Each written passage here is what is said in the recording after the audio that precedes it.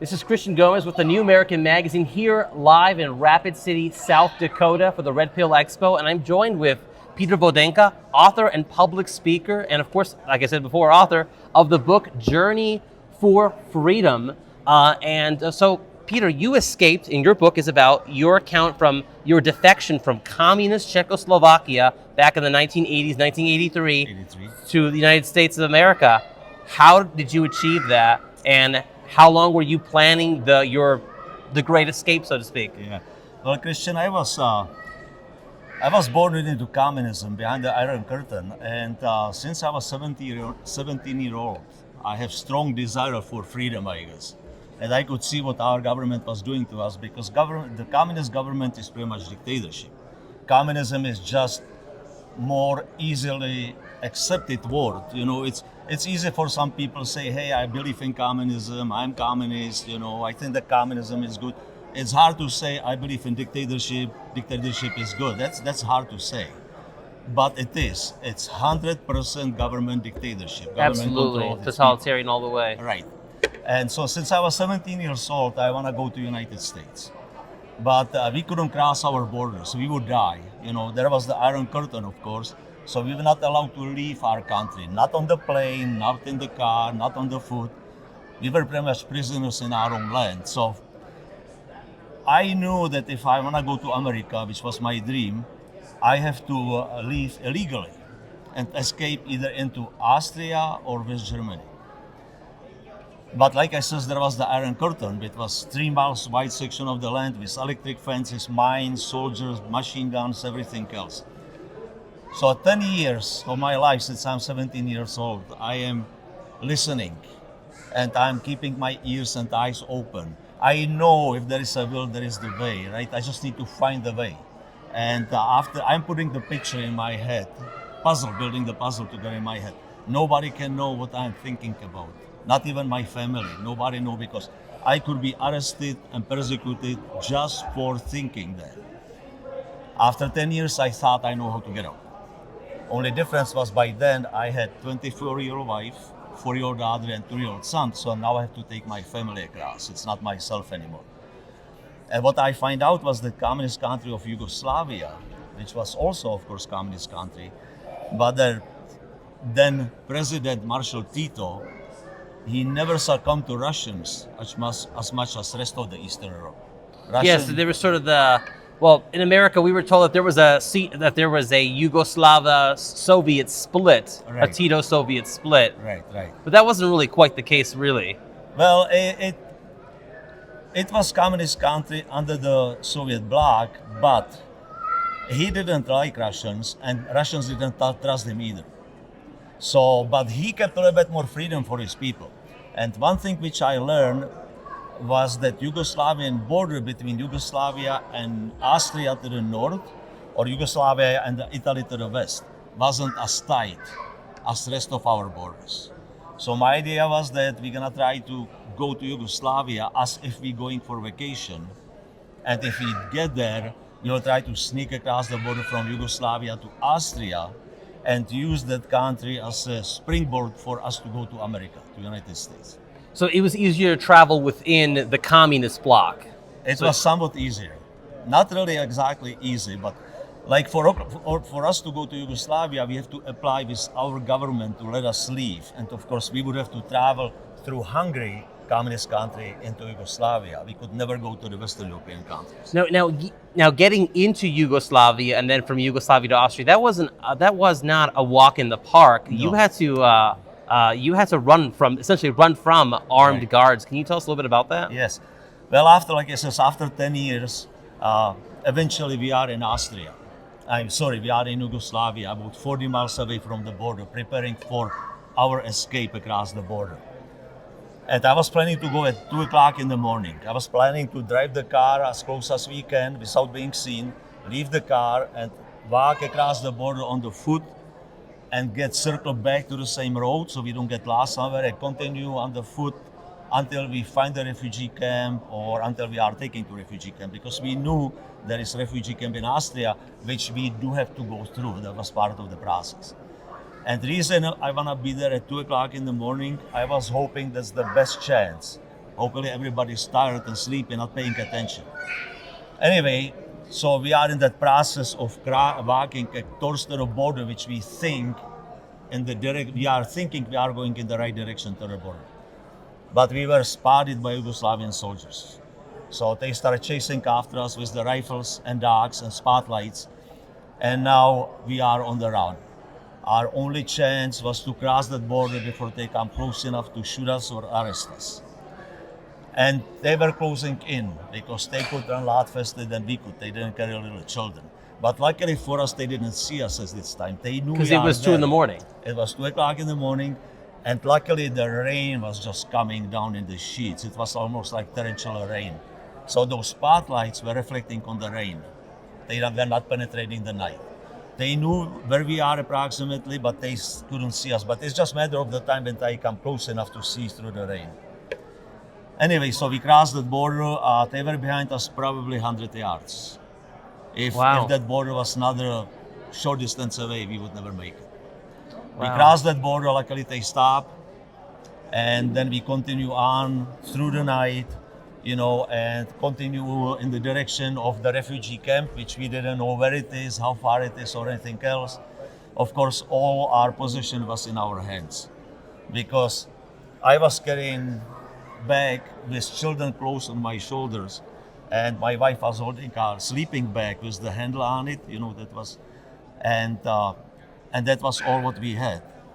And because we have only 3 hands each to carry stuff, I was holding our boy in my hands, and my wife is holding our 4-year-old other hand. So anyway, 2 days later, we ended up in a refugee camp. We applied for United States of America. That refugee camp was quite a scary place. There were people from all corners of the world, different nationalities, different customs, different languages, different religions, mostly single guys, single men from different countries. And so it was kind of a scary place, but there was no different choice. That was part of the process. We applied for United States of America, have to fill out the applications, write our life history. It was translated into English and sent over to U.S. Consul in Vienna. And eventually U.S. Consul called us for interview. That was with translator, of course. And after interviewing that lasted about 45 minutes, he approved our paperwork. Wow. Then praise the Lord. Yes, praise the Lord. Because there were people there for 2 years. There were people who were getting denied over and over again. And they were still in the refugee camp. Yes. They were, when we come there, like I said, there were some people for 2 years. And you cannot advance in your life. None of us really could go back. And if you cannot move on, you're living in vacuum. You're living between the 2 lives.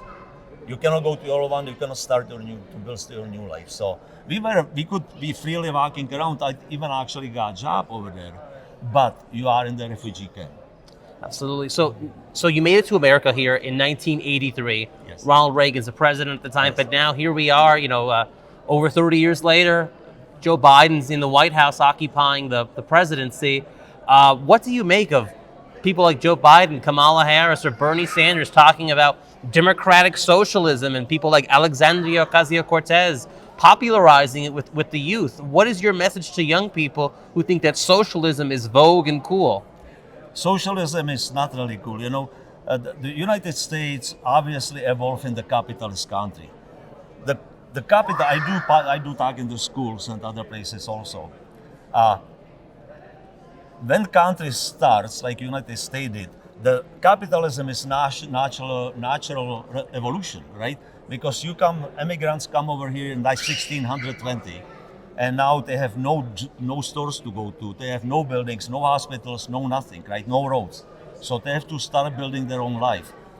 Well, one of them is more successful. Maybe he's farming bigger land or something. So let's say the farmer is working, and pretty soon, after a couple of years, he have more crop than what he can use just for his family. So now he start trading it with somebody else or selling it, right?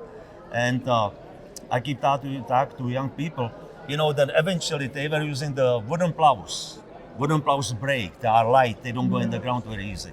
Eventually somebody come out with steel plow. And now the farmer buy the steel plow and he can make a lot more land. He can process Absolutely, capitalism increases the quality of life, and the innovation in through entrepreneurship creates new technology that makes life easier, and it makes it easier to yield more in farming. But the communist countries, they're pretty stagnant. Right. They don't have that incentive to produce better. They don't have the incentive of the individual to better himself through the reward of capitalism or keeping what he earns. Yeah, we have no clue. We didn't know anything about the profit. We were never taught any of these things. You know, we were working in the mostly factories and other businesses. Everybody was working for government, and everybody was equally poor. There was ruling elite, and everybody down at the bottom was equally poor. There was no middle class. So if you had never escaped communist Czechoslovakia and you had stayed there the rest of your life until the collapse of communism, so to say, in Czechoslovakia, you would have never risen economically. You would have stayed where you and your family had always been, correct? Right, exactly. As a matter of fact, you know, pretty good explanation. You know, Czechoslovakia is a small country, but there was 15 million people population because Europe is obviously a lot more congested than the United States. And of those 15 million people, only 1 million were members of Communist Party. Now, the minute they got to the power, they outlaw all the other parties because there were other political parties prior to them, right? They outlaw everything, and they destroy the middle class, and they confiscate everything from people, land from the farmers, you know, factory, apartment building, restaurant. They confiscate everything from private owners, and now those 1 million people of 15 million are controlling everything, including who can get education.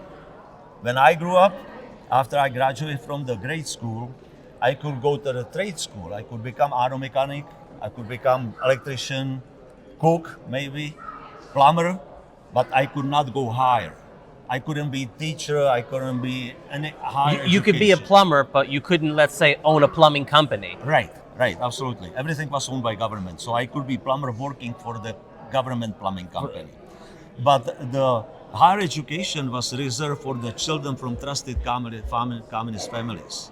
My parents were not communists. They were not members of the party. So my brother. So party members' children were the privileged elite. Yet they have no class in a communist society, and that's what all the young people here in America think that they're fighting for equality and equity, that they're going to achieve that. If only we have the government come in and fix everything and outlaw all the problems that are being caused by the crazy right-wingers, right? Right, exactly. You know, and crazy thing is because, as we know, the capitalist country is creating, is producing because people, businesses, everybody know what to do. There is goods, there is goods in the stores. We can go and buy the gasoline, we can go and buy the stuff, purchase stuff, build a house, we can do it. Over there, it was almost impossible. How were the supermarkets in Czechoslovakia? Were the shelves empty usually? Could you just go in freely and buy 5, loaves of bread, as much cheese as you wanted, or? No, most of the time not. The stores were pretty much empty. And I remember days when I suddenly through my hometown, the newsprint, they brought the toilet paper to the store, right? But they were giving 1 roll per person, not 1 box, 1 roll of toilet paper per person. And when would you get the next roll? Months later, maybe? No, I mean, they were, most of the time it wasn't there. It wasn't in the store. We were using newspapers and everything else most of the time. But they brought the toilet paper, so now they were giving 1 per person. So there was 4 of us, mom, dad, and my brother and I. So 4 of us went to the store separately to buy the purchase 1 roll of the toilet paper. Once the toilet paper was gone, it was gone. There was no more. Now, since coming to the U.S., you started out here at a pig farm, right? Was that it? Working for pig farmer, yes. And now you run a construction company? Yes.